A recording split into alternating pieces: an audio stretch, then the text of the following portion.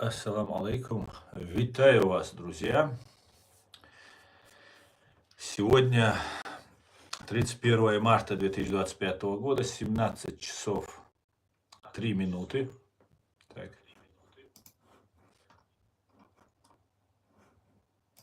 17 часов 3 минуты по Берлину и, я полагаю, 19 часов 3 минуты по городу Джохарово. Друзья, я вас всех сердечно приветствую. Сегодняшний свой стрим я назвал «Трамп сбешен Путиным. Прогнется ли Кремль?». Давайте об этом и многом другом поговорим. Все, кто находится во временно оккупированной Чеченской Республике Ичкерия, либо в фашистской России, не пишите комментарии, не ставьте лайки, не распространяйте ссылку на наш стрим. Все остальные полный вперед, как говорится. Что еще? Ну и сразу начинаю свой стрим по традиции сообщения от Генерального штаба Сбройных сил Украины о потерях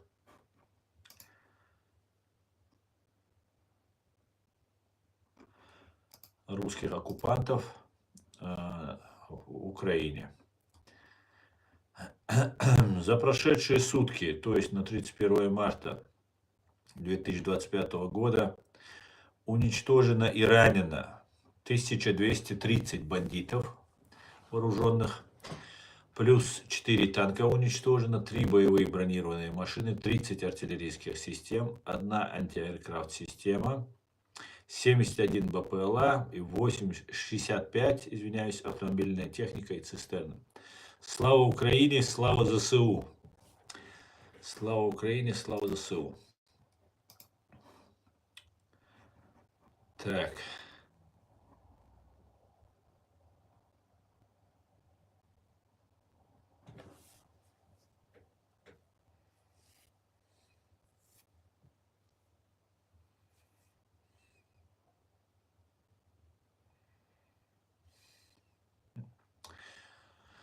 Героям слава. Так.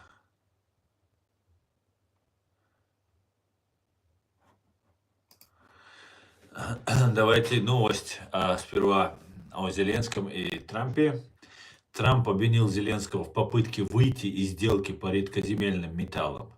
Если он это сделает, у него возникнут проблемы, большие проблемы, цитирует Рейтерс высказывание президента США, сделанное в беседе со СМИ. Трамп не пояснил, что имел в виду, но, обсуждая отношения с Киевом, также сказал, что Зеленский хочет быть членом НАТО, но он никогда не будет членом НАТО, он это понимает. Днем ранее Bloomberg сообщил, что Украина попросит внести изменения в предложенный США вариант экономической сделки. В Киеве обеспокоены тем, что Вашингтон хочет получить контроль над всеми крупными инвестициями в инфраструктуру и полезные ископаемые в Украине без ограничений по срокам. Это может подорвать процесс вступления страны в ЕС, а также не исключает вариант того, что Вашингтон вновь потребует от Украины возместить всю военную и экономическую помощь, оказанную с начала войны. Друзья, и вот по этой новости, знаете, что мне кажется? Мне кажется, что если исходить из гипотезы о том, что Россия капитулировала, Путин и ФСБ капитулировали, они сдают своих военных, мы это уже видим по косвенным и прямым признакам, очень характерный, яркий, и не один, конечно, пример, но один из, это сдача Дурова, владельца Telegram, номинального владельца Telegram, Европе, Западу, Франции в частности. И можно с определенной уверенностью, пока еще не очень сильной уверенностью, но все же сказать, что все, вот о чем говорит Трамп, редкоземельные, ископаемые, там разные другие бизнесы и крупные инфраструктуры Украины, вероятно, как гипотеза, они могут принадлежать россиянам, КГБ, потому что все крупные бизнесы, мы говорим о том, что в Украине, я говорю о том, что в Украине действует пятая колонна, без сомнения. Один пример: Ахмед Закаев, которого там с ним носятся, ну, по крайней мере, особо с ним, конечно, не носятся, тоже нужно признать. Но есть определенные силы в Украине, которые позволяют ему находиться там и вещать оттуда. Ну, это касается и Невзорова, и многих других там разных товарищей, которые вещают на украинскую публику, на украинскую, на украинском информационном пространстве. И если эта пятая колонна есть, они занимают, скорее всего, самые лучшие, самые весомые посты. Соответственно, должны быть деньги. Без денег, А мы знаем, что на России, да в любом месте, куда КГБ приходит, оно в первую очередь захватывает финансовые потоки и главные крупные инфраструктуры, бизнесы и так далее. Все, от криминала, заканчивая легальными бизнесами. Поэтому вполне возможно речь идет о том, что Трамп требует вернуть то, что русские готовы передать. Понимаете? Готовы передать Америке, США под контроль. Они не хотят это давать украинцам, это наши, они говорят, ну вот откупиться за то, чтобы их не трогали. Причем это могут быть люди, которые как бы и выступают не против Украины. Некоторые, может быть, даже такие патриоты, шире патриоты, да, вполне возможно. Так, Россия это... ну ладно, ты перенюхал. Ты что нюхал? Мне говорит, этот, я ему отвечаю, перенюхал, ему же. Ты перенюхал, какая Россия чистая сила? О чем ты говоришь? Россия это зло, беспримесное, абсолютное зло.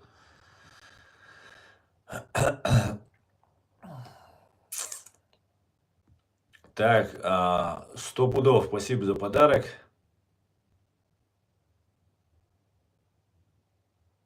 Так, дальше. Валейкум ассалам, подними меня, говорит Айнзамер Вольф. У меня спина болит, я сегодня весь день лежу, спина болит, поэтому не смогу тебя поднять. Кстати, а по какому поводу я тебя должен был поднять? Сота, витаю вас. Так, зашли наши уважаемые шалом алейхум, слава Украине, Эркин, шалом, героям слава. Шамиль, ассалам алейкум, свободный, алейкум ассалам, все будет ичкере, дал мула. Это разве по справедливости будет по отношению к Украине? Я считаю, конечно же, ну что значит по справедливости? Что вообще справедливость? Это такое понятие в наше время, такое понятие растяжимое, скажем так. Что такое справедливость? О какой справедливости вы говорите? На самом деле честной справедливости? Ну, на самом деле Божьей справедливости, то, возможно, это нечестно. Но с другой стороны, если это все принадлежало россиянам, но это если мою гипотезу просто использовать, если это все принадлежало россиянам, то какой толк от этого всего? А эти россияне, они как бы не воюют против Украины, например, они же бизнесмены. Поэтому и то я не знаю, может быть, как одна из гипотез, договоренность по редкоземельным металлам, там, ископаемым, все это уже решено, все это уже договоренность есть, и просто идет какой-то, я не знаю, сценарий, отвлекающий внимание от чего-то. От чего-то. Вот, например, Путин сказал, что Украину нужно взять под внешнее управление, чтобы ООН должна быть, то есть Россия. ООН, одно из важнейших мест, одно из 5 важных мест занимает, конечно же, СССР. И они смогут влиять так же, как они влияли на ситуацию в секторе Газа и на палестинской автономии. Понимаете? Все говорят, ООН финансирует этих Хизбаллу там, или Хамас, там, каких-то там других третьих радикалов, фашистов и так далее. Но давайте конкретно скажем, кто. Скажем, что это арабские страны и Россия с правом вето. Вот она и занималась этим всем. Конечно, тогда американцы должны в ООН носить деньги, там все, ну кто, как бы какие-то нужды есть у ООН, и вот туда носятся деньги. И что-то идет Хамас. Шло до сих пор. Понимаете? Как бы гуманитарная помощь какая-то идет. Ну и с этим можно, например, медикаменты. Вот у нас как было? Нам вот этот Хамас или кто-то там, братья-мусульмане, они Хамас, это есть братья-мусульмане, после первой русско-чеченской войны до начала Второй войны, как мне рассказывали, братья-мусульмане поставляли лекарства в Чеченскую республику на послевоенное, как гуманитарную помощь. Послевоенное время лекарства нужны, как вы понимаете, все нужно, все, от шприцов, таблеток, там, от головы, и все, все, все. Вы знаете, люди в стрессе, раненые, больные и все остальное. Так вот, гуманитарно, бесплатно ничего не раздавалось, все продавалось в аптеках специальных групп людей, которые за счет этого финансировали, продавали и финансировали своих боевиков. Без привычки. Причем, да, там рядовой состав — это оболваненные полезные товарищи, а руководство, там не обязательно их много, 1, 2, 3, 5, 10 может всего лишь быть, они занимались пророссийской, античеченской деятельностью. А эти думали, что они там их финансируют, у них оружие, там за границей идет, а если идет за границей, значит не связано с Россией, там нам братья-мусульмане помогают, круто и так далее. А по факту ты марионетка, уже через Ближний Восток в Чечню заходят деньги, опять же, при согласии России и русских. Вот как это могло быть.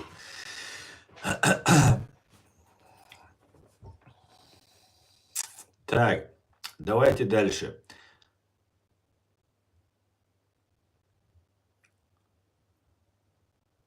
Астам, привет, звук барахлит, что-то отходит, может где. Да, звук барахлит, друзья. Так. Я смотрю, здесь любители к нам снова зашли, да? Валейксалам, Бусалбаш. Марадал обал дерес хуль диндон. Валейксалам, шу дуэль маранаш обал. Поздравляю, кстати, друзья, всех с окончанием священного месяца Рамадана еще раз. Тримаемся, братья. Ваша ассаламу алейкум. Тримайтесь, братья. Тримаемся, братья. Так, ассаламу алейкум раматуллахи баракату. Почему вы сбриваете бороду? Ну, это обычный стандартный троллик зашел с джоб-центра. Здесь в Европе сидит. Все, брат, так, все хорошо, отлично. Марнаш обал доль. Дерес хуль Израиль лав. Дуэль марнаш обал баркал. Слава Ісусу Христу, ночі вітання з Херсона. Вітаю, слава, ночі вітання з Херсона. Вітаю вас, Дмитрий. Да, Диндон захотел. Да, у них большая проблема с моим волосяным покровом. Их очень беспокоит, что борода, там, я не знаю, волосы, чего их только не беспокоит, брови мои. Все беспокоит. Но у них работа такая. Это тролли, запомните, это тролли. В основном все пишут подхлопные прорусские тролли. Так, ты не стебешься, ты идешь далеко и надолго, Деон. Ты не стебешься, ты просто покидаешь нас. Да, идут они в баню, верно, Диндон? Они уже ушли. Валейксалам, Питер Вольф, Марнаш Хобал, Хадуэль, Дерес Хуэль. Герой нашего времени, ученый физики, я раскрыл. Ой, начинается, я это видел, вы уже раскручиваете. На России, друзья, начинается махровый антисемитизм. Понимаете? На России. И сторонниками ярого антисемитизма должны выступить чеченцы, по их задумке. Понимаете? И вот попытка или инсценировка попытки на нападение на посольство в Берлине, израильское посольство. Потом на флаге там на машине ездят, это там российские военные. Чеченской национальности или какой-нибудь папуасовской национальности, не имеет значения, это россияне. И идет очень, я вот наблюдаю, всегда так бывает. Помните, когда нападение произошло 7 октября на Израиль?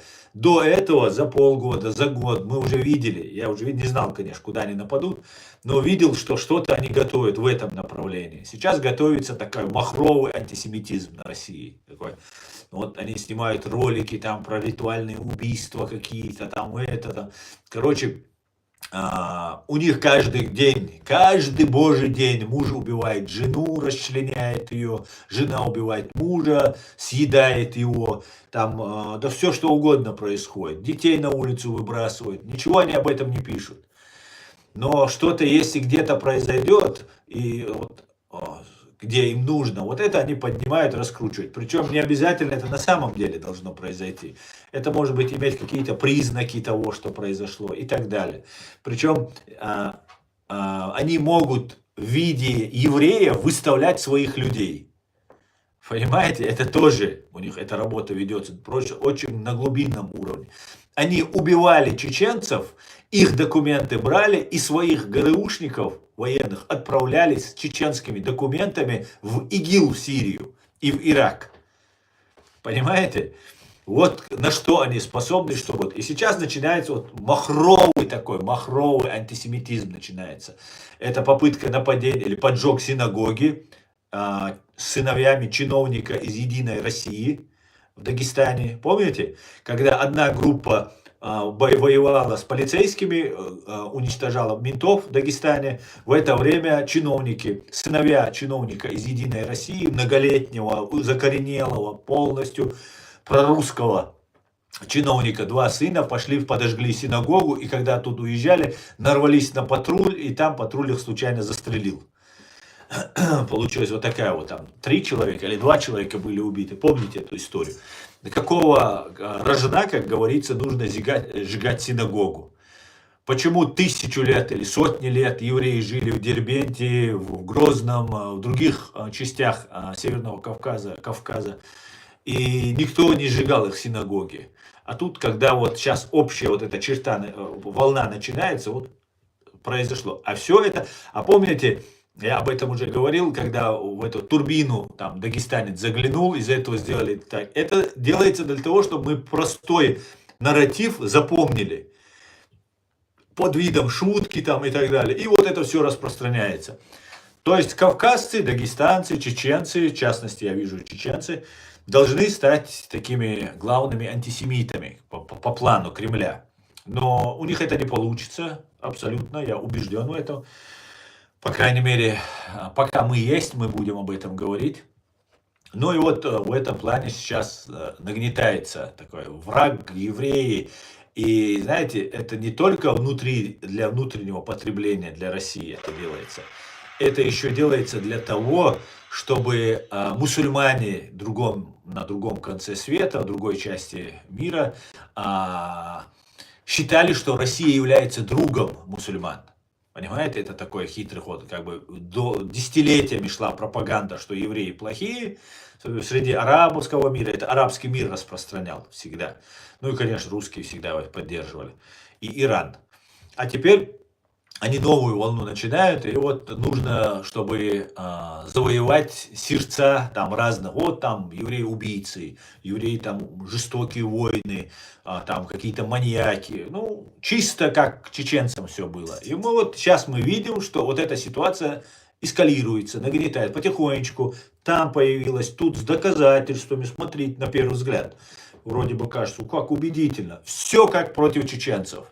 Я просто на себе все испытывал это, поэтому я это знаю всю свою сознательную жизнь. Я эти эксперименты русских спецслужб испытывал на себе, в частности на себе. Как-то так, друзья. Поэтому будем внимательно наблюдать за этим и разоблачать ФСБшную ложь.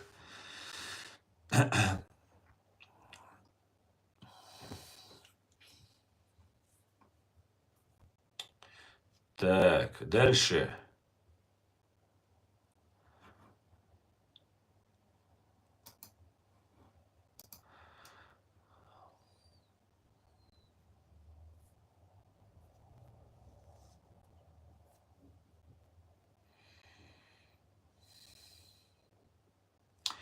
ФСБ хотели показать якобы Кавказ против евреев. Это цель у них. Да, совершенно верно. Если на Кавказе будет антисемитизм, как мы видим, Америка и главный в этом мире решающий вопрос и имеет право вето в Совете Безопасности ООН. Также и Великобритания. И в Великобритании, и в Соединенных Штатах Америки еврейская диаспора, еврейская община в огромном количестве, ну, относительно малочисленного еврейского народа представлена. США и Израиль, ну, союзники, близкие союзники. И представьте себе, вот вы хотите получить независимость от фашистской России. Фашистская Россия не является антисемитской, ну, как бы прямо там народы не пишут от имени русских, там, хотя пишут, но не так массово, как у нас здесь на канале это происходит или в других местах. Тролли там, фабрики троллей там не работают, не пишут. И не создается впечатление, что русские там антисемиты. Русские, ну они так, сбоку, с припеку. А кавказцы, все они, да, они вот мусульмане, они антисемиты там, и очень удобно. И мусульмане же, и русские, кто, они же не мусульмане, и тут они ни при чем, как бы. Очень удобно получается. И если мы будем, а это фашизм, чистой воды фашизм. Ни один человек на этой земле не имеет права ни один народ, ни одну нацию считать выше своей, ниже своей, убивать ее, ущемлять ее, ненавидеть ее. Либо он фашист. Неважно, ты религией прикрываешься, что абсолютно не ложно. Все, кто ненавидят иудеев, сынов Израиля, которых говорится в Коране, те противоречат самому Корану. Понимаете? Он не может только лишь за то, что он здесь он что-то сделал, да, не люби его, предъяви ему что-то там, я не знаю, Биньямин Нетаньяху, например, друг Путина был, предъявляй за это, еще что-то, хотя теперь уже там поменялась и там позиция в этом смысле, я не думаю, что больше он будет его другом. Ну, по крайней мере, вот это другой разговор, это конструктивно, это правильно, на это имеешь ты право. Но весь народ, детей, женщин, стариков, ненавидеть только лишь, это очень знакомо мне, как чеченцу. Абсолютно. И любой человек, особенно чеченец, который хочет получить себе свою страну, свою свободу, будет отказывать евреям в своей свободе, в своей стране, ну, тот чеченец не заслуживает свободы, я вам скажу. Почему он? Если он проявляет фашизм, только лишь на основании пропаганды. Только лишь на основании российской, русской пропаганды. Мы все живем в русском информационном поле. По-арабски мы не читаем, по-английски мы не читаем. Мы читаем вот на русском языке, на чеченском языке. Ну, сейчас кто-то на английском, на арабском начали читать. Но по большей части взрослые, я имею в виду. И нету этого в чеченском народе такого. Ну и в кавказцах в целом не было никогда. Жили всегда. Кавказцы, евреи хотели захватить Чечню, выслать в 1944 году выслал Сталин чеченцев, чтобы евреям сделать государство. Евреи были единственные, кто нам помогал, защищал наше имущество и возвращал, когда мы вернулись домой. Еще с гармошками, с барабаном, с балалайкой встречали на перроне чеченцев, которые возвращались после 13-летней ссылки, которая была вечная по факту. Когда вечная ссылка была у чеченцев, евреи не заняли ничего. И Иерусалим не построили, там, я не знаю, Израиль не построили. А теперь вот они резко захотели почему-то. Когда там люди живут, их и никто не выселил. Вот такая вот пропаганда ведется, и мы должны это понимать. Мы это просто должны разъяснять людям, объяснять спокойно, разъяснять, и все. Как-то так. Мокшду дик ашду дал бухастам. Лавров пожал руку лидера Хамаса. У него нет ничего святого. Я не могу прочитать ваш ник, потому что он на иврите написан. Но мне очень странный кажется ваш комментарий. А вы считаете, что у него что-то святое было, что ли? Друзья, вы пока вас не коснулось, вы думали, что там какие-то нормальные люди, так мы вам всем кричали об этом. Вы нас извините, конечно. Украинцам мы это говорили, кричали, но нас заткнули. Замазали, грязью просто обмазали, сделали вне закона. И нас убийство стало богоугодным делом, можно сказать. Вот так это все было. Конечно, это самые грязные люди на этой земле. Абсолютная беспримесная ложь. Понимаете? Абсолютное зло. Это абсолютно аморальные люди, безнравственные, абсолютно без принципов, без какой-нибудь человечности люди. Понимаете? Вот кто это. Хамасу руку пожал. Так этот Хамас, когда вот вам неприятно увидеть, что вот Лавров, там, целая великая России, страны, там, министр иностранных дел пожимает руку какому-то террорюге, так вот этот Хамас, он ребенок по сравнению с этим Лавровым. Лавров является архитектором, Лавров и за ним стоящая система являются архитекторами вот этого Хамас. Понимаете? Это их детище, это их оскал, который они нам показывают. Понимаете? Это зверье самое настоящее, которое должно находиться в тюрьме, изолировано от общества, назидание на будущем поколениям, показывать, вводить туда детей, показывать. Вот смотрите, это зверье самое настоящее. Эти люди не заслуживают находиться среди нормальных людей, свободного общества. Они должны всю свою жизнь гнить в тюрьме. Комфортабельной европейской тюрьме. Хотя лучше пусть в российской сидели бы. Да? Но мы люди гуманные, поэтому пожелаем им сидеть в европейской тюрьме. Как-то так. Так, мне вчера отец об этом рассказал. Ясно. Валейкум салам. Маннаш обалшу дуэль. Так. Как к татарам относитесь? Вот у нас тут Шамиль татарин. Как я могу относиться к татарам? Только хорошо. Если вы не имперцы. Как вы относитесь к немцам? К немцам я отношусь с большущим уважением. Все... Так, почему... Так, еще один... Так, интересненько.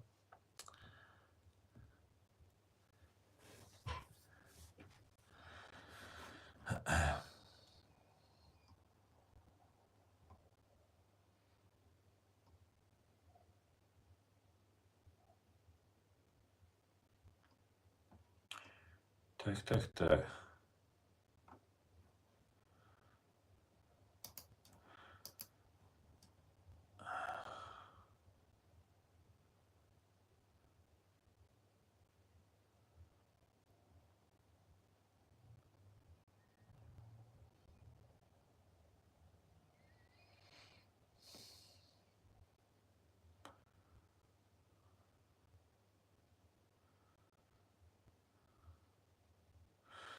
Так, я смотрю, здесь к нам зашли эти любители. Привет из Израиля, дорогой Аслан. Милуш, ам Израиль хай.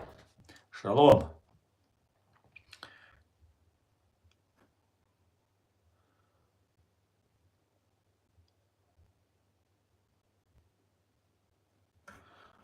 Так.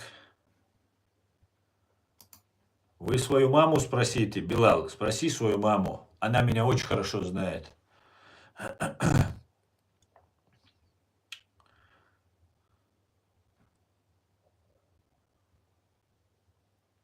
Правильно, душегубы, как Сталин и Гитлер. Совершенно верно, совершенно верно. Как ты относишься к гуронам, Алекс Юстас? Алекс Юстас, к тебе я отношусь плохо, к таким гуронам.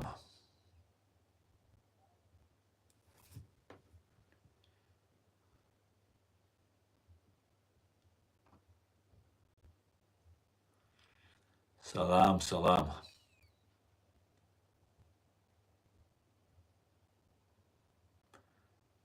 Чечен from Turkey. Так, Чечен from Turkey. Вот что, как у вас там на Турции? Сейчас я тебя чуть-чуть отправлю отдыхать, чтобы на мне деньги не зарабатывали.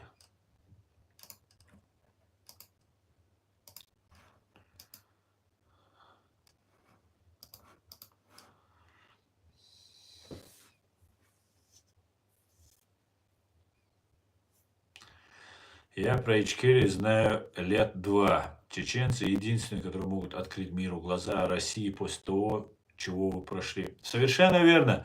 Знаете, когда над нами вот это все совершалось, вот этот геноцид, убийство, всем казалось, а Россия-то она большая, у нее много связей, денег много, особенно денег много, то есть нефти, газа, полезных ископаемых много. И это очень бизнесменам закрывает глаза и на гуманитарное международное право, и на права человека. И они заваливали Запад газом, нефтью и всем остальным, а она заваливали бомбами. И мы кричали об этом. Джахар об этом, Дудаев кричал. Другие. Вон Аяд Эдигов. Сегодня я читал документ Аяд Эдигова, который раньше писал. Ну, все там много чего расписывалось. Что такое Россия, на что она способна.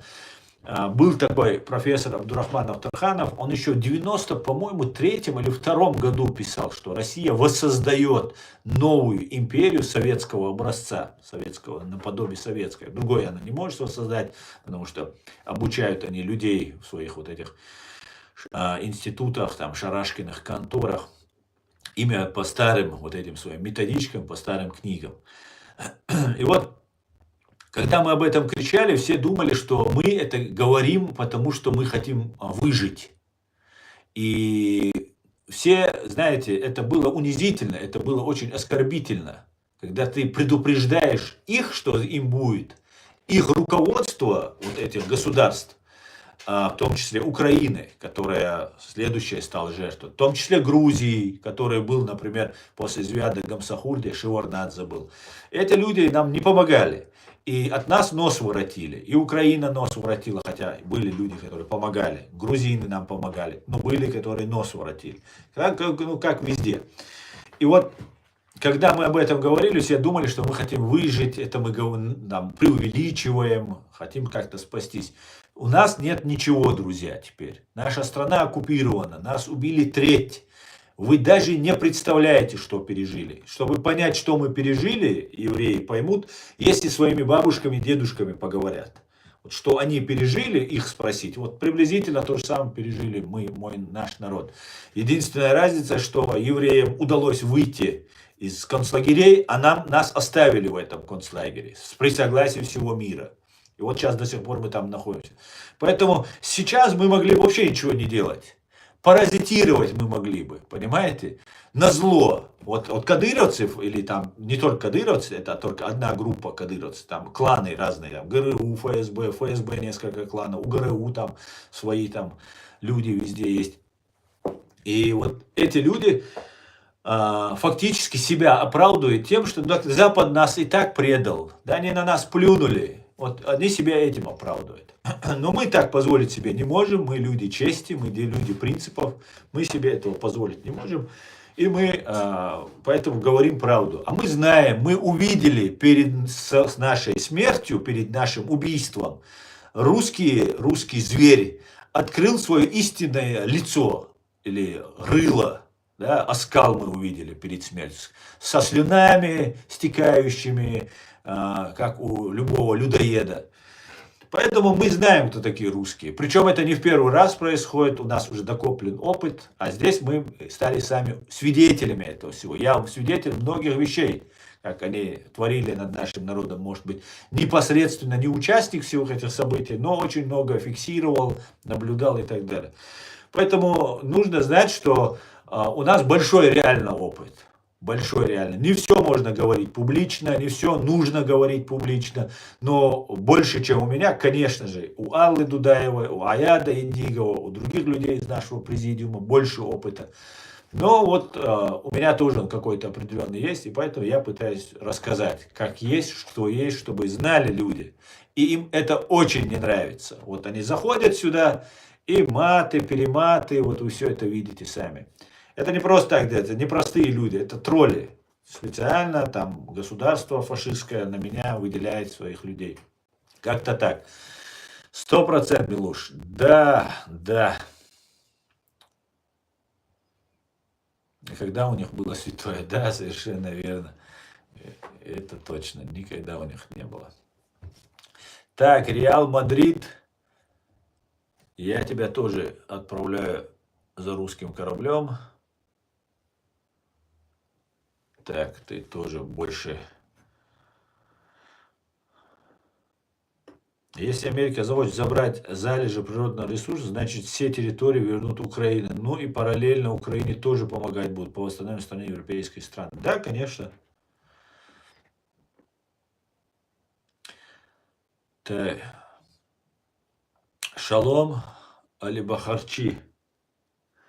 Но то, что Россия создана Америкой, давно уже она подчиняется Америке. Рамзес Инкохов. Ну, что значит создана Америкой? Да, определенное влияние, определенное вмешательство в создание или помощь в создании так называемой Российской Федерации Америка, я думаю, принимала участие. И Америка, и Великобритания. Подчиняется ли она, Россия? Ну, я думаю, что в определенной степени она подчинялась. Знаете, как американцы говорят, там, кто-то там писал, сейчас я все детали не помню, что дайте мне экономику этой страны, и меня не интересует там какой политический курс, или там какая у них армия, еще что-то. Дайте экономику, дайте контроль за деньгами, там, или как-то так. Поэтому Америка дает свободу.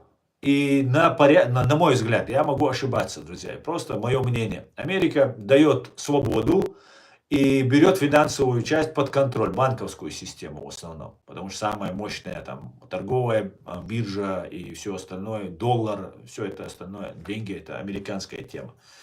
И вот они дают возможность этим странам развиваться. Они не лезут ни в вашу культуру, ни в вашу религию, они не лезут никуда к вам. Они полностью свобода. Но от этого зависит ваша порядочность, ну и ваша, я не знаю, мудрость, что ли. Зачем тебе с мощной страной, которая помогает тебе там стать... Да, они себе зарабатывают. Они это не делают из-за того, что вас очень любят. Они делают это, чтобы себе зарабатывать. Но по-человечески. Так, чтобы вот тебе это, а нам это. Согласен? Согласен. Не согласен? До свидания. Так вот, Россия, точнее ФСБ, она посчитала, что Киев это их город. Украина это их страна, потому что у них так много миллиардов, так много денег они нахапали. 75 лет, 3 поколения, наши отцы, деды, бабушки и мамы зарабатывали, ничего в собственности не имея, работая на Советский Союз. И все это КГБшники прибрали к рукам. Причем эти же КГБшники, я всегда удивляюсь вот этой их трансформации, эти же КГБшники убивали нас, наших отцов, дедов, за то, чтобы мы поддерживали коммунизм, вот этот социализм, Советский Союз, что это мощная такая страна, которую мы должны поддерживать. Убивали, репрессировали, сажали, преследовали. А потом сами же предали эту идею. И вот все, что мы заработали, они между собой поделили. А нам дали фиг с маслом. Понимаете? Ваучеры дали, которые на бутылку водки меняли. Мы не знали, что это такое, эти ваучеры. Нам никто не разъяснял, что такое ваучеры. Мы, чеченцы, вообще не принимали участие в приватизации российской. Вообще напрочь, ноль. Мы отделились и сказали, все это ваше, мы ни на что не претендуем. Но вот этот бешеный зверь пришел к нам, на маленькую нашу страну, напал. И вот получается, они все вот эти свои ресурсы должны были передать своим детям. Если вы ограбили эти деньги, да, то в этом случае, ну, вы воровали, вы чиновник какой-нибудь, министр, да, вы стали миллиардером. У вас это могут забрать, потому что вам скажут, расскажите, откуда вы нажили эти миллиарды. Но если вы их потом завещаете своим детям, то в таком случае ваш ребенок фактически становится легальным владельцем всех этих денег, этих всех материальных ценностей и достояний. И в таком случае, чтобы у них это не забрали, из них нужно сделать дворян, то есть новую элиту неприкасаемых. Да, если ты дворянин, то ты, конечно, какой-то там холоп не имеет права там возмущаться, откуда у барины там Кабаевой, например, там вилла на миллиарды там. рублей. Или там яхта там за 100 миллионов долларов. Он не может, он холоп, он никто. А это дворяне, ну, это все, это неприкасаемые. И они хотели войти в европейские дворянские вот эти союзы, дворянские рода, с ними установиться. И им нужен вот свое дворянство. Они к этому давно шли. Они Советский Союз разваливали с этой идеей. Потому что те дворяне, которые были раньше, которых они же расстреливали, изгоняли, кстати говоря, да, за то, что они дворяне, которые сбежали во Францию, в Англию, в другие места здесь в Европе, они их всех прикрутили, прибрали к рукам. Теперь я это знаю, как по чеченцам они пытаются это делать. Я представляю, как они работали против русских, вот этих дворян, там всех остальных. Прибрали их к рукам и фактически продолжили вот эту линию дворянскую. Заметьте, они сами их казнили, всех их расстреляли. Три поколения заставили нас, как рабов, наших отцов, дедов, работать. А потом без ничего, без собственности, без ничего. А потом поделили это между собой и решили стать дворянами. Да, нормальный такой трюк. Вот для чего нужен Киев. Вот для чего нужна Украина. Потому что без истории Украины, настоящей, славной, живой истории, которую очень много кто знает, и вокруг знает, Украина с многими переплеталась, с многими была в союзе, в конфликтах, в войнах. И это все живое, все естественное, настоящее. А у них этого нет. У России нет истории. Русский язык искусственный, русская нация искусственная. Понимаете? Без Украины это фейк. Нету русского народа. Все должны к Чудь, Медь, Пермь, там, туда возвращаться. К своим истокам. Учить свои языки, которые уже утеряны у некоторых. Вот какая у них задача была. Чтобы начать...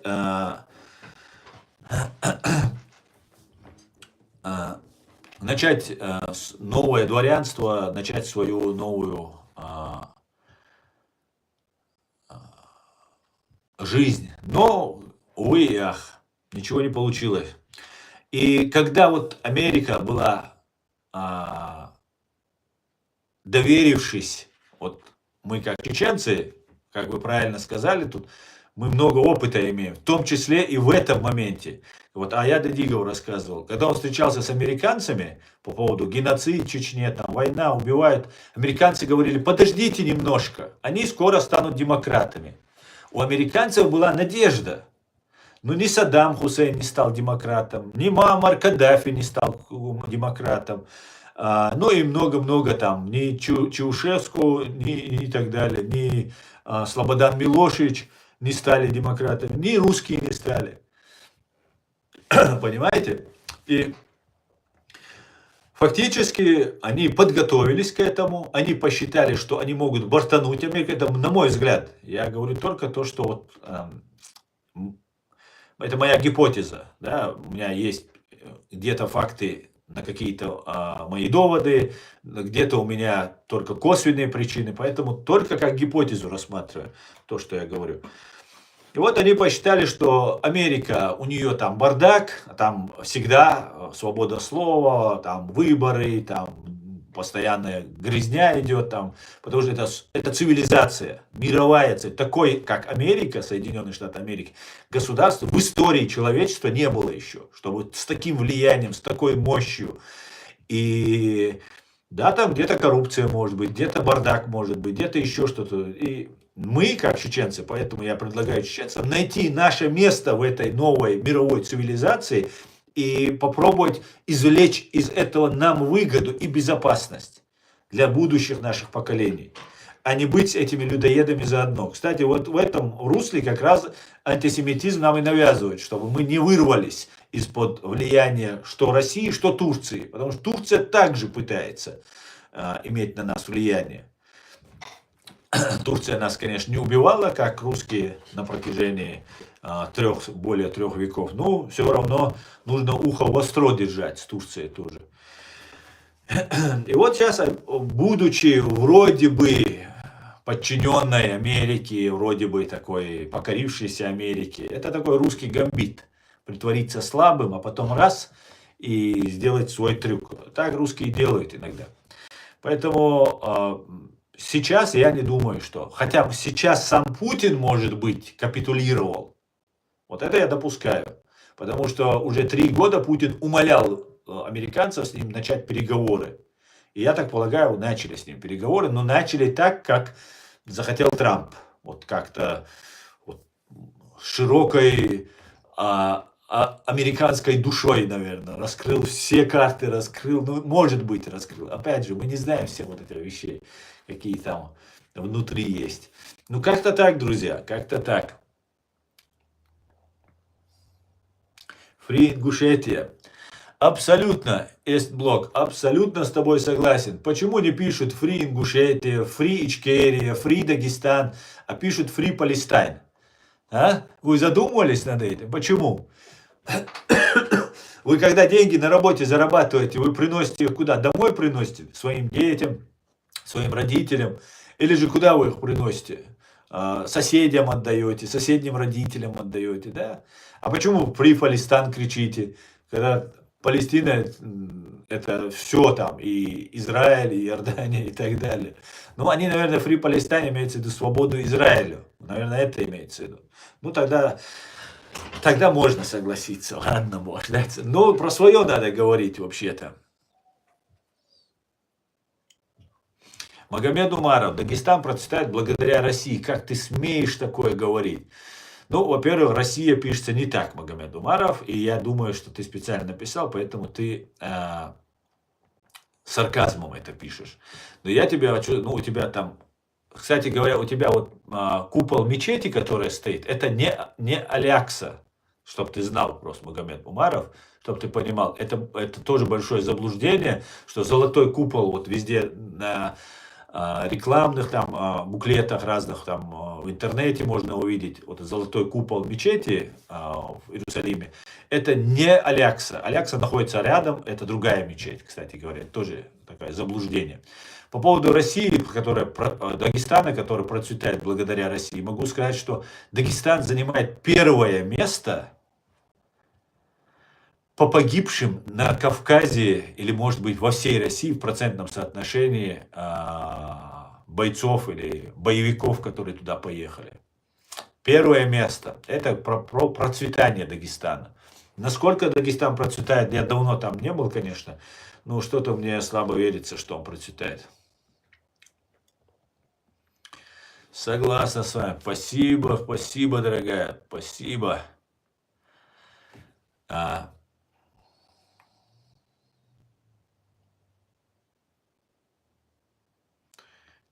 Так, пойдемте дальше. Остав, можно вам подарить новый микрофон? Холитру. Неужели так плохо за звуком? У меня нет микрофона, я говорю по телефону, по смартфону. Поэтому это вне зависимости от микрофона. У меня микрофоны есть, у меня компьютер есть, у меня все имеется. Дело в том, что когда мы начинаем стрим, против нас DOS-атаки начинаются. То иногда прорываем мы блокаду информационную и оказываемся на территории России. Я там пишу Москва, Россия, Грозный. Всякий раз пытаюсь как-то обмануть их алгоритмы, чтобы мы прорвались. Потому что на территории России наш канал запрещен. И благодаря, иногда у нас бывает там 1000 зрителей и там десятки тысяч просмотров, или сотни тысяч просмотров. Иногда бывает 5000, 10 тысяч просмотров и так далее. Это говорит о том, что нас постоянно зажимают, везде нам мешают. Поэтому дело не в микрофоне, дело в российских хакерах или там этих разных там деятелях, которые пытаются нам постоянно мешать.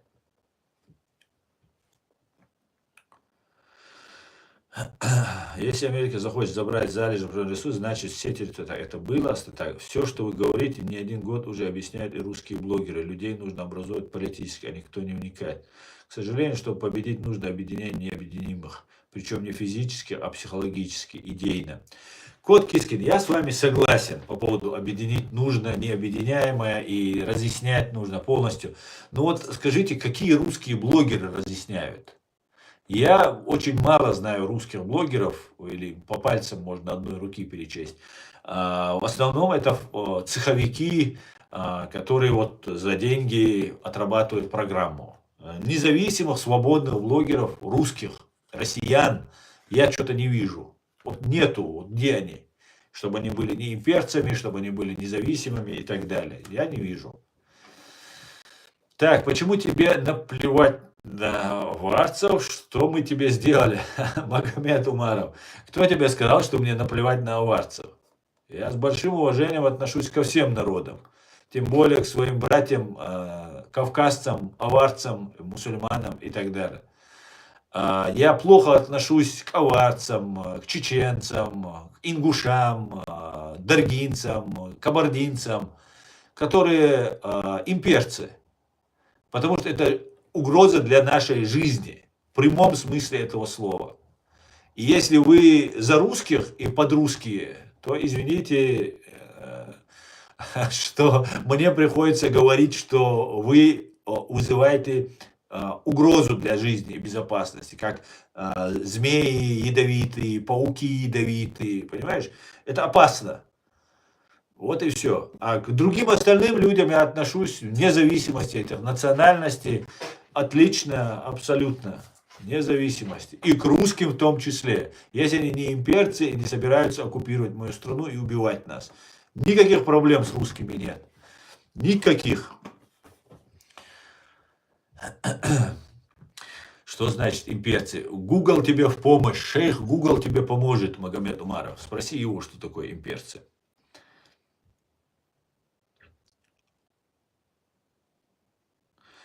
Тетки своей из Питера, которые из Беларуси, говорят: так, Рашка нас оккупировала, она мне говорит: ой, что бы мы без нас, чтобы вы без нас делали? Откуда вы без России? А, куда вы без России? Тупые. Но это такая излюбленная баланетка. Еще знаешь, когда они нас убивали, и я разговаривал там с русскими, с москвичами, там, с людьми, кто живет в Москве, разговаривал и говорил: так вы нас убиваете, бомбы, у нас дети гибнут, женщины гибнут, мирные гибнут, там, и так далее, и так далее. А мне на полном серьезе, абсолютно как бы пытаясь найти выход из ситуации, да, не то, что меня там загасить хочет, а вот понять, ну, объяснить мне, непонятливому. И говорили: так если бы мы туда не придем, вы же друг друга перережете. Представьте себе, на полном серьезе. Или вы умрете с голоду, если вас Россия не будет поддерживать. Значит, нас напалмом надо заливать, чтобы мы не умерли с голоду и не перерезали друг друга. Это я спрашивал. Нас надо, значит, все огнем залить, и чтобы мы быстренько все умерли, чтобы не мучились голодной смертью. Или вот так, что ли? Такая логика. Вот приблизительно у них такая программа, у них заложено это все.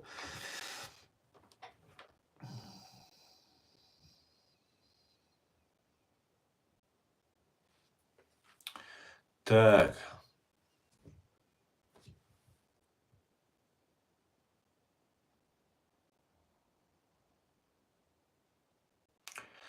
Я знаю, что это такое, но на Кавказе нет таких, говорит. Это про имперцев речь идет. Мне не важно, Магомед, грамотный этот имперец или просто тупой исполнитель воли имперцев. Дагестанцы, в том числе аварцы, были первыми в большом количестве, которые служат и служили на протяжении 20 лет вот этой последних русско-чеченских войн.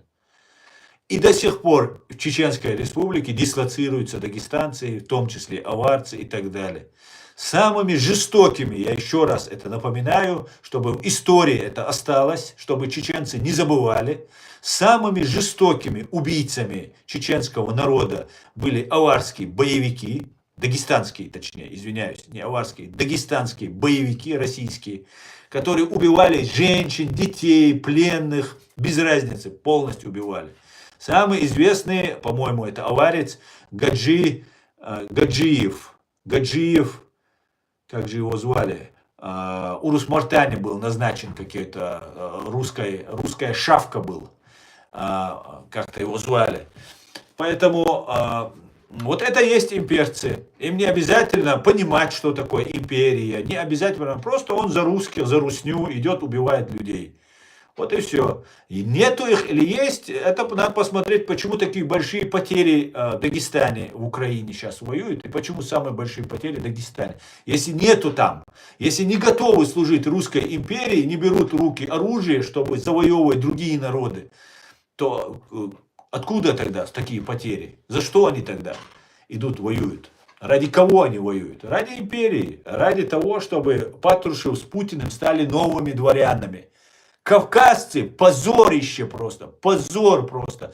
Просто я не представляю, как это так низко нужно пасть, чтобы служить империи, стать вот этим бичам, Патрушеву, Путину, чтобы им стать великими, нужно, чтобы дагестанцы погибали.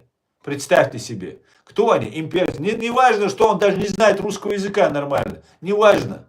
Кадыров тоже русский язык плохо знает. Он такой же имперец, такой же русский подхолопник, да?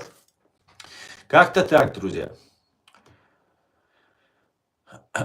Подними правую руку. Вот моя правая рука, Шамиль. Салам всем свободным людям, салам, брат Аснан. Салам, дорогой. Эд, приветствую тебя. Как у тебя жизнь молодая?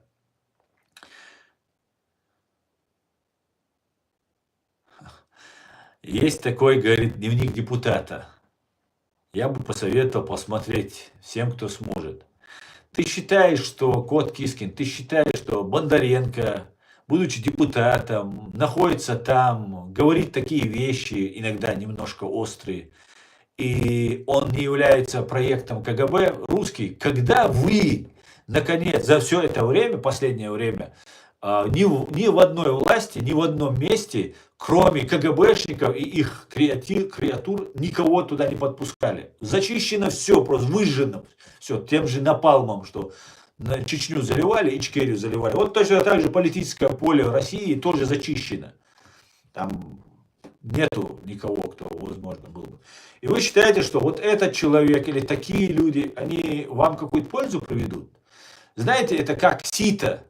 Сперва с большими дырками, потом меньше, меньше, меньше, меньше, меньше. И вот вы туда земли, камни закидываете, и вот так просиживаете это все. И самое нижнее это для вообще песчинок, чтобы не пропускать. Вот так распределены агенты КГБ внутри политической системы России. Для пропаганды, для полных идиотов пропаганда, для менее идиотов, для чуть образованных, для среднячка, чуть-чуть умного, для очень умного. Вот так все распределено. Когда вы, русские, научитесь из своей среды находить людей, которые никак не смешаны с нынешней властью и с КГБ. Когда настоящие русские появятся, не связанные, вот противники этого КГБ, ему не нужно служить КГБ. КГБ вообще, она система должна защищать от шпионов, от врагов, от внешних. Внутри должна быть полная свобода. Понимаете, вербовать депутата, там, чиновника, их нельзя. Они должны свободно развиваться и расти. Там, да, там может оказаться какой-нибудь КГБшник в отставке или там еще, ну, вербовать депутатов своих, еще что-то. Они, да, они должны взаимодействовать, там, нормальное государство. Взаимодействовать, спецслужбы должны добывать информацию, определять курс в той или иной там отрасли или там том или ином направлении там политическом. Но в целом они не должны влиять на друг друга. А Россия вся КГБшная система. И вы мне говорите, какой-то депутат русский, найдите среди себя людей, которые вообще не связаны с властью. Вот понимаете, вот как я никак не связан ни с чеченской властью, ни с какой-либо другой. Понимаете? Вы найдите себе таких людей. Пусть они вещают, пусть они просвещают, пусть они занимаются этим. Есть грамотные, много же русских грамотных ребят, девчонок, женщин, мужчин, которые очень хорошо разбираются. Но так, чтобы их репутация была кристально чистой. Пусть он будет не очень грамотен, но он будет кристально чист, никак не связан с КГБ. Понимаете? С КГБ нельзя иметь отношения. Это террористическая, фашистская организация. А вы нам вот каких-то депутатов. Нет никаких депутатов. Все это хапуги и враги.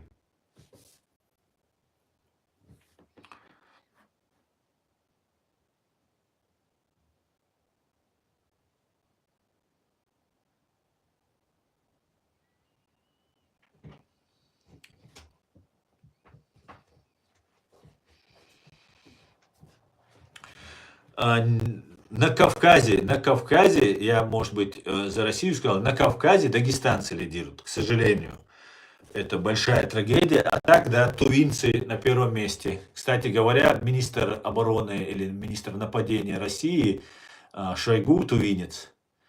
Для того, чтобы служить России, он весь свой тувинский народ то споил сперва, а потом бросил под нож. Представьте себе.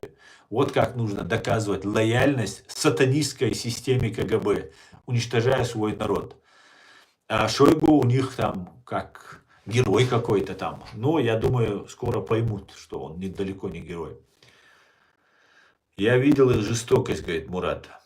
Да, Мурат, мне рассказывали, я об этом не говорил бы, если бы ты имеешь в виду про дагестанских военных, которые наемников, бандитов, фашистов, которые воевали на стороне Русни и убивали нас.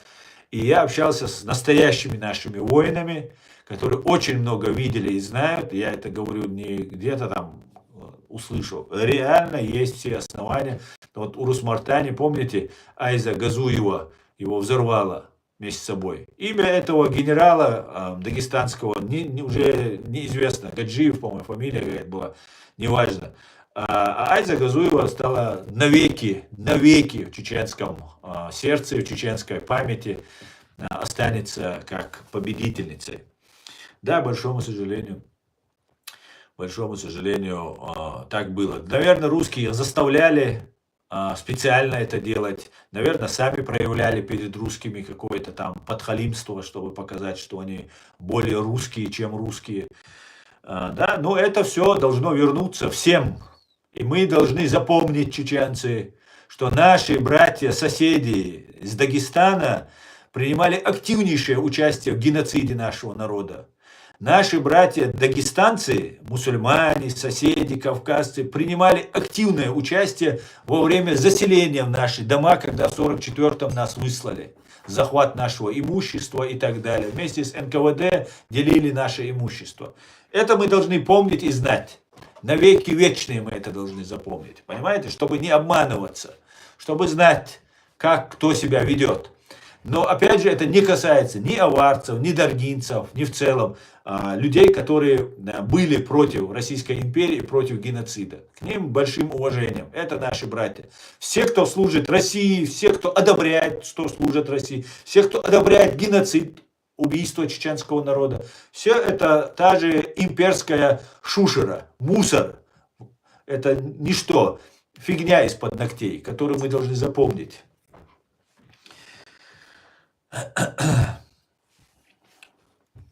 Ну вот последнюю я не знаю, Баванет, о ком вы говорите. Немцов, Немцов был имперец. Новодворскую уважал Валерий Ильиничну. Ну вот она, наверное, единственная была там, честная, порядочная и так далее. Немцов перед началом Второй русско-чеченской войны предлагал разделить Чеченскую республику на равнинную и горную. Равнинную русские занимают, а нас загоняют в горы, и мы на горной территории. Причем уничтожить всех наших лидеров Немцов призывал. Это у него опубликовано все было. Поэтому Немцов это самый адекватный был из них всех. И вот он предлагал вот такой вот сценарий. Вот он предлагал уничтожить наших лидеров, нас загнать в горы. Но это не для того, чтобы чеченцев спасти, а для того, чтобы меньше русских потерь было. Понимаете, что вот если у чеченцев все не забирать, там их отогнать, там оградиться от них, то как-то можно существовать. Поэтому, нужно понимать, что даже, может быть, политика есть политика. Может, если он стал бы президентом, он стал бы другим человеком. Может, он бы не стал бы нас так убивать. Кстати, по-моему, он был евреем. Немножко или множко, не знаю я. Ну, вот, к сожалению, вот такая вот ситуация. Расскажи поподробнее про КГБ. Что конкретно тебя интересует? Асна, как ты думаешь, почему Моисей 40 лет увел свой народ по пустыне? Если верить сказаниям, которые гласят, он из них выводил арабский дух. Свободные. Они, по исламской интерпретации, он выводил их для того, чтобы сделать свободными, и они пришли к Иерусалиму, и евреи, ну я могу ошибаться в деталях там, и евреи побоялись пойти, там находились кто-то вооруженные, опасные и так далее, они голодные, холодные, вырвавшись из рабства были. И они не послушали Моисея и сказали, не хотим мы идти. И какое-то время они еще находились. И вот пока у них не вышел этот рабский дух, они набрались смелости, мужества. И вот он их водил, и в конце концов они собрались и уже очистившись, избавившись от страхов, от разных вещей, пришли и вот так я это слышал. Выводил рабский дух, если коротко.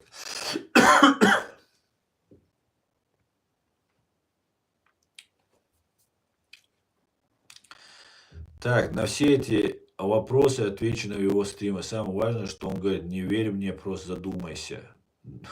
Ну, все говорят, не верь мне. Ну, посмотрите, как люди действуют. Вот посмотрите, вот Ахмед Закаев, например. Вы его послушайте. Если вы вообще не в теме, вам покажется это очень мощнейшим, ярым патриотом. Вся его жизнь говорит о том, что он нас сдавал. Говорил одно, а сдавал полностью наши интересы. Полностью чеченские интересы сдавал. А говорит совсем другое. Поэтому задуматься нужно, конечно. Просто нужно избавиться от надежды, что вчерашние люди, да, там, может быть, есть порядочные люди. Это, конечно, бесспорно есть даже. Можно утверждать, что они есть там. Но давайте искать, я вам просто предлагаю, это сугубо ваше личное дело, искать тех, кто вообще никак не связан с этой властью. Бизнесменом он был, там, я не знаю, диссидентом был, там, правозащитником, ученым, учителем, кем угодно. Но только не был связан чиновником, там, КГБ, еще как-то. Ну почему нельзя таких найти? И пока вы не начнете таких людей поддерживать, пускай он будет не такой грамотный, там, еще там чего-то у него будет не хватать, но он будет независим. Самое главное – независимость. Вот если вы, русские, найдете таких людей, и вы организуетесь вокруг этих людей, они вас организуют, вы организуетесь, и избавитесь от всех, проведите люстрацию, полная, тотальная люстрация. Все, кто были чиновниками, не могут быть нынешней новой России, свободной, демократической, снова чиновниками. Невозможно это, нельзя это допускать. Вот я именно этим занимаюсь в чеченском обществе. Я призываю всех, кто от имени чеченцев, здесь разные блогеры есть, разные политики. Я говорю, давайте на детекторе лжи пройдем. Проверим меня, проверим вас. Берете вы от русской деньги, от России, от КГБ, от кого-либо. Ну и так далее, и так далее. Я призываю, и ну пока ответа нет, вот еще уже год-полтора уже призываю, что-то молчат. Что-то пока не особо хотят со мной на детектор лжи приходить общаться. Причем в прямом эфире я согласен. Давайте в прямом эфире. Моя правозащитная организация оплатит. Я плачу полностью. Никто не пришел. Поэтому не ведитесь на слова. Давайте, вот ты вот пишешь, вот если ты не был, Кот Кискин, если ты не был российским чиновником, если ты реально там болеешь душой за Россию, за русский народ, что сейчас происходит, тебя не устраивает, становись ты. Бери руки и борись. Да, тебя убьют или попробуют убить. Вот таких убивают. А вот этих не убивают. Хоть в России ты живи, хоть где-то. Вон Соловей сидит, рассказывает, чушь просто, туфту несет. Гордон его приглашает, там, про холодильник Путина. Представьте себе, Украина воюет третий год, широкомасштабно, 11 лет воюет. Сидит матерый пропагандист. Он сам рассказывал, Соловей, что он обучал студентов, как управлять блогами, YouTube-каналами. Это главный их обучальщик, да, преподаватель, вот это пиар-акции. И он пиарится. И ему говорят, вот вы же соврали, там туда-сюда. Он говорит, представьте, я сказал, что он умер, и об этом начали все мировые журналисты писать, говорить. Но не потому, что он сказал, а потому, что все эти журналисты подхватывают нарративы, потому что они связаны с этим КГБ. Как и Гордон, который приглашает его и рассказывает, ну это же позорище просто, стыдоба полная. Понимаете? И в Украине нужна люстрация, и в чеченском обществе нужна люстрация, и, конечно же, в русском обществе она нужна. Поэтому, русские, будьте в подполье, будьте как угодно. Вы открыть канал, говорить на русском вы умеете. Грамотные у вас огромное количество, причем оппозиционеров. Не будьте имперцами, стройте демократическую страну. Я полностью буду вас поддерживать. Абсолютно. Только чтобы вы не связаны были с КГБ, там, вы не связаны были с этой ерундой КГБшной, там, прошлой властью. Полностью независимые. Настоящие революционеры. Я буду их поддерживать, я буду с ними и стримы проводить, и общаться. Но только чтобы не было никакой связи с этой гибней. В таком случае. Ну и, конечно, не имперцами не должны быть. Но это само собой. Как-то так.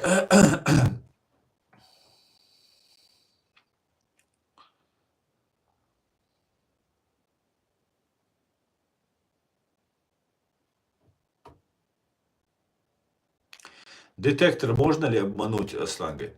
Питер Вольф, ну, фактически детектор очень сложно обмануть. 97 или 8% он выявляет правду. Где-то на каких-то вопросах обмануть, в том заключается обман. Например, это называется, на самом деле, детектор лжи, это называется психофизиологическая экспертиза. То есть ваше психическое и физиологическое состояние выдает, лжете вы или нет. Вы садитесь на какие-то специальные приборы, вам подключают к пульсу, там, к руке, к голове подключают, на зрачок, сейчас современный, на зрачок смотрят, там камера смотрит и фиксирует, как увеличивается, уменьшается. Ну и ваше поведение в целом, как вы себя ведете, например. И в этом случае обмануть как можно? Например, там вот вам первый задают вопрос, там сперва тесты идут перед тем, как, когда подключают, это 2-3 часа работы. Я просто видел, как это делают, присутствовал. И вот вы можете, например, напрягать мышцы всего тела просто. Вот вам задают вопрос, вы напрягаете мышцы. Таким образом, вы полностью сбиваете. Он не может сказать ни да, ни нет на то, что вы сказали. Потому что одинаковая реакция. Например, вот вам говорят, вас зовут, например, мне это говорят. Первый вступительный, они сперва говорят на простые вещи. На улице день. Да или нет? Ну, на улице день. Да, ты говоришь. Тебя зовут Аслан, например, если ко мне обращаются. Да, меня зовут Аслан. Или, например, перечисляют имена там. Махмуд, Ахмед, там еще, и там Аслан. И я должен говорить нет, нет, нет, нет, и на своем имени да. И вот в этот момент они раз фиксируют. А вот здесь сказал правду, а вот это показывает, что он говорил неправду. Вот таким вот образом они сперва настраивают эту систему, и потом начинают с вами общаться. Когда вам задают вопрос, вы можете на все вопросы солгать. Ну, или не то, чтобы солгать, или напрячь мышцы, и прибор покажет, компьютер покажет, что изменения какие-то. И непонятно. Сказал Аслан, тоже изменения, настоящее имя вроде бы. Сказал Ахмед, тоже изменения, тоже как бы. И вот в этом смысле можно сбить. Если вы не хотите, чтобы от вас узнали правду, можно вот таким образом обмануть. Но если вы добровольно даете согласие, если вы сами садитесь и говорите, а у нас только добровольно это принимается, тут в Германии, например, и в России, по-моему, тоже, только добровольно, если человек захочет. И то это не считается доказательством и так далее, потому что. Хотя это очень удобный способ проверить человека. И вот таким вот образом можно провести и сказать, если человек на все напрягает мышцы, и понятно, что он во всем лжет или во всем не хочет, чтобы было понятно, ну тогда разобраться будет трудно. Но если же все идет по плану, он ничего не напрягается, если напрягается, это видно, ему сразу скажут, вы тут игру играете, все это нечестно. Все, тогда можешь лучше не приходить на этот полиграф.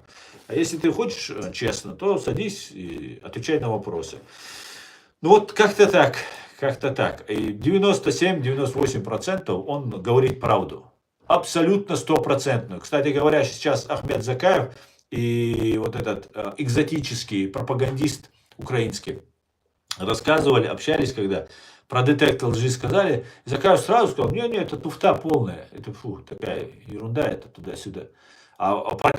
Этот, как его, экзотический Карпенко, да, его, экзотический украинский пропагандист, заявил, что это нормально. Он знает, что это нормально, потому что в Украине реально проводят, проверяют, там большая работа ведется в этом смысле. А этому не понравилось, да? Но там много было вещей, которые не будем сейчас говорить. Фактически невозможно обмануть детектор лжи. Да, фактически сказать ложь, чтобы вы в нее поверили, нельзя. Можно полностью нарушить систему, чтобы им было непонятно, где правда, где ложь. А вот чтобы говорить правду, правду, правду, и где нужно солгать, тоже сказать правду, солгать так, чтобы поверить, это практически невозможно. Алейкум ассалам. Алейкум ассалам. Amir, wa alaikum salam, Amir. Mara naš obal, ha, duel deris, kol masera duelo, mara naš obal.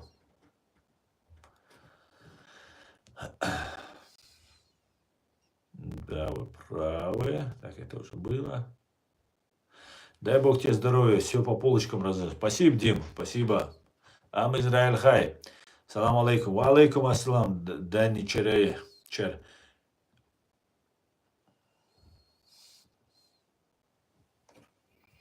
Амин, амин. Я лично готов пройти детектор лжи. Ну, тебя никто не подозревает, братан. Ты нормально так свою работу делаешь.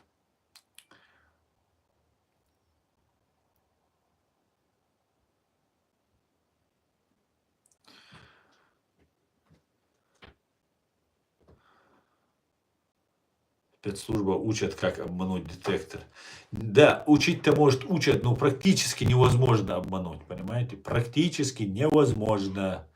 Понимаете? Нет такого. Причем эксперт, который проводит вот эту психофизиологическую экспертизу, он обучен, что перед ним может оказаться лжец. И он тоже его выявляет, понимаете? Когда мы проводили психофизиологическую экспертизу еще в Москве, у нас прошло, по-моему, 4 человека. 4 человека. И когда я зашел в кабинет после третьего, и мной подозреваемый должен был зайти, я зашел и к эксперту подошел и сказал, этому, не помню его имя, сказал, кого вы подозреваете? Он пока говорит, пока я не буду тебе ничего говорить, он мне говорит. Я разворачиваюсь выходить, иду к двери, и заходит вот этот четвертый. Или он третий был, или четвертый, я не помню. Но один из... Он когда входил, было видно, что это он. Понимаете, он еще не сел на этот... По нему уже видно было, он как на каторгу, как на гильотину он шел, на этот детектор лжи. И когда закончилась вся вот эта экспертиза, он меня завел и сказал, зайдите, пожалуйста. Я зашел, он говорит, все выйдите, всех вывел, говорит, заплатите мне. Я говорю, подождите, вы скажите результат. Нет, говорит, вы мне сперва заплатите, я вам скажу результат. Я знаю, что из этого потом может выйти, когда я вам скажу, кто это. И я ему заплатил, он сказал мне, кто, и ушел. И после этого мы выяснили, кто это был. И да, он все верно подсказал. Ну, еще были случаи, тоже интересные, которые как-нибудь расскажу.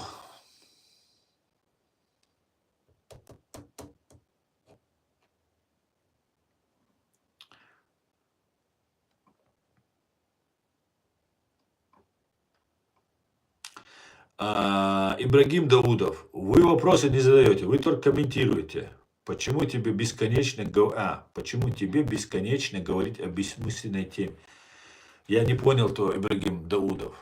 Ты не мог бы немножко попробовать сформулировать свою мысль, чтобы было понятно, понимаешь?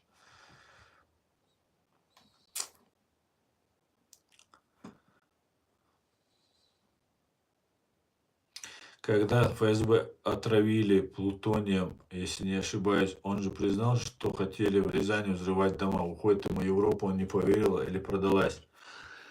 Нет, Европа поверила, Европа знала, Америка знала, кто это взорвал. Без сомнения. Просто они, ну там внутри что-то делают, они своими бизнесом, деньгами занимаются, а там что-то там мутят.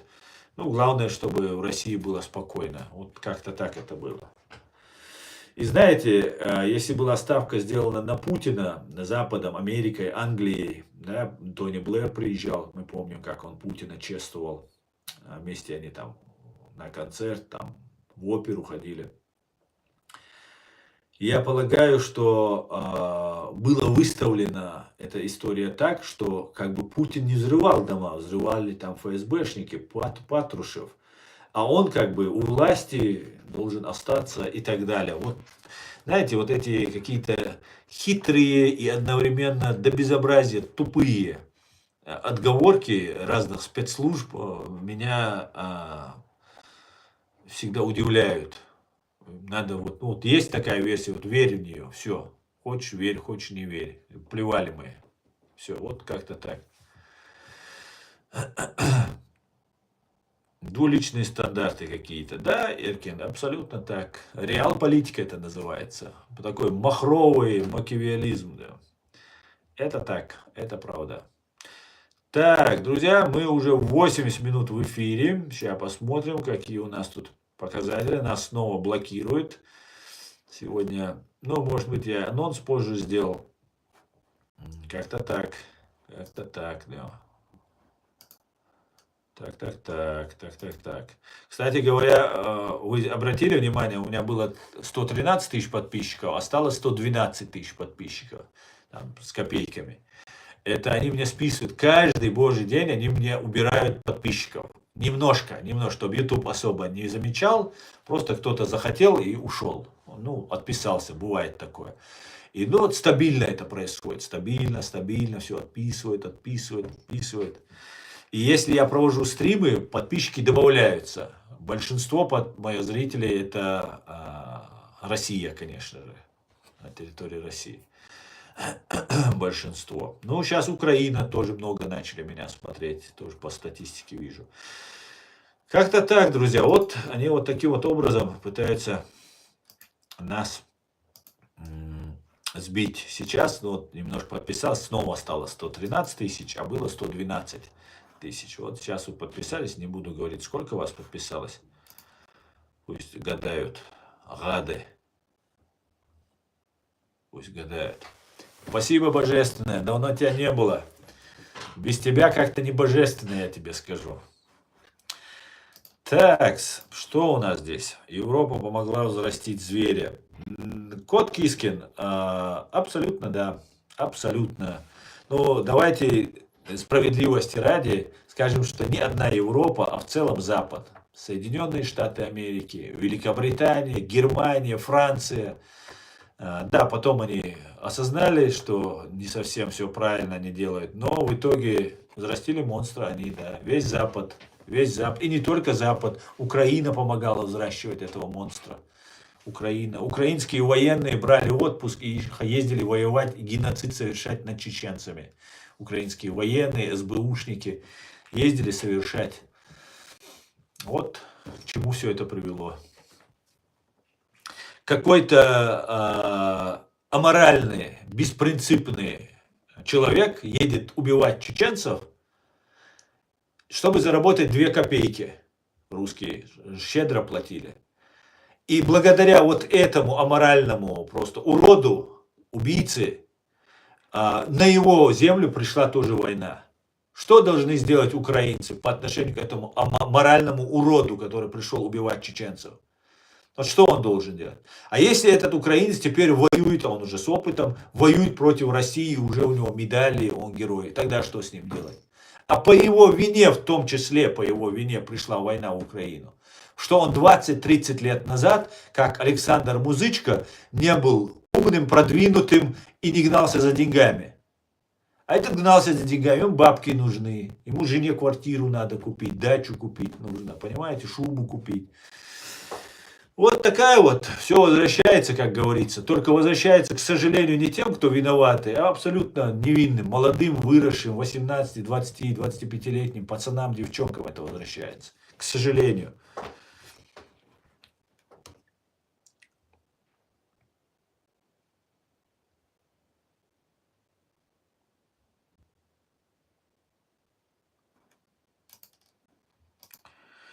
Америки до Европы дела нет, говорит говорит, сейчас я открою, увижу.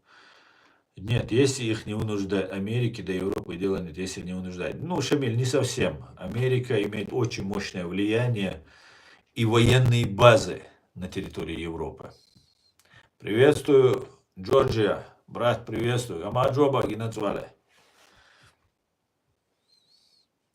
Кстати, все дорогие яхты российских олигархов в Турции стоят. Ну, Турция заигрывает с Россией. Поэтому и стоят. Поэтому и стоят. Так, друзья, спасибо, что вы поддерживаете, смотрите. Завтра с Аядом Идиговым будет стрим на русском и чеченском языке. Приходите. Я думаю, в это же время, может быть, чуть пораньше, может, чуть попозже, посмотрим. А так обычно в 19 часов. То есть через полчаса завтра. Сейчас 18:28 у нас. Значит, через полчаса. Поэтому заходите, приходите, принимайте участие.